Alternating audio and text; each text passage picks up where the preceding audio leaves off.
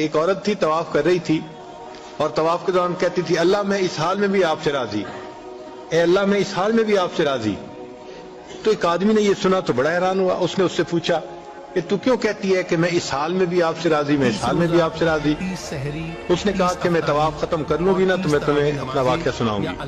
چنانچہ اس عورت نے اپنا واقعہ سنایا کہ میرے 3 بچے تھے، میں گھر کے اندر ایک دن تنور پہ روٹیاں پکا رہی تھی، تو میرے بڑے 2 بچے جو تھے وہ گھر میں کھیل رہے تھے کمرے میں، اچانک مجھے شور کی آواز آئی، تو وہ کہتی ہے کہ میں نے جب شور سنا تو میں وہیں سب کچھ چھوڑ کے تنور پر آٹا روٹیاں تو میں کمرے کی طرف بھاگی۔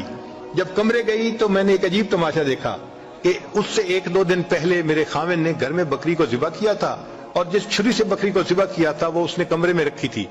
تو میرے دونوں بچے کھیلتے کھیلتے ان میں سے ایک نے دوسرے کو کہا کہ تمہیں پتہ ہے کہ ابو نے بکری کو کیسے ذبح کیا تھا؟ تو دوسرا کہتے ہیں مجھے تو نہیں پتا۔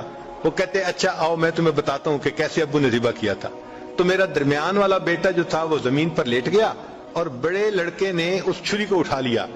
اب وہ چھوٹا بچہ تھا اور اس کو پتہ نہیں تھا کہ چھری کتنی تیز ہے، چنانچہ اس نے اس کے گلے پہ جو چھری چلائی تو گلا تو فوراً کٹ گیا اور خون کا فوارہ چھوٹنے لگا۔ اب جب خون نکلا تو شور ہوا اور میں بھاگی ہوئی آئی تو میں نے دیکھا کہ میرا بچہ خون میں لت پت پڑا تھا اور اس کی جان نکل چکی تھی۔ اب میں نے سوچا کہ میرا بڑا بیٹا کہاں ہے جس نے یہ حرکت کی تھی؟ وہ ڈر کے بھاگ گیا تھا اور کہیں چھپ گیا تھا۔ کہنے لگی میں نے اسے دوسرے کمروں میں دیکھا تو کہیں نظر نہیں آیا۔ جب صحن میں آئی تو وہاں میں نے تنور کے لیے کچھ لکڑیاں رکھی ہوئی تھیں، ان لکڑیوں کے پیچھے وہ جا کے چھپا تھا۔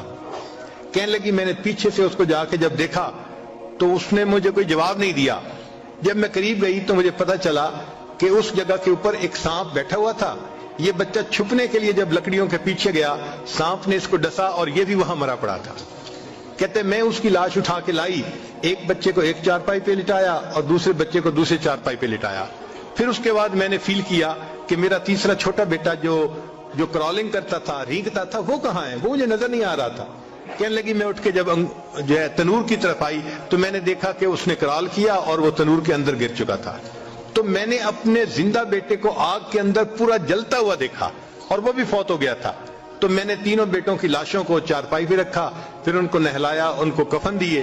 جب تینوں کے جنازے ایک دن میں گھر سے نکلے تو میں عمرے کے ارادے سے آ گئی۔ اب میں طواف کر رہی ہوں اور اپنے اللہ کو کہہ رہی ہوں اے اللہ میں اس حال میں بھی آپ سے راضی ہوں۔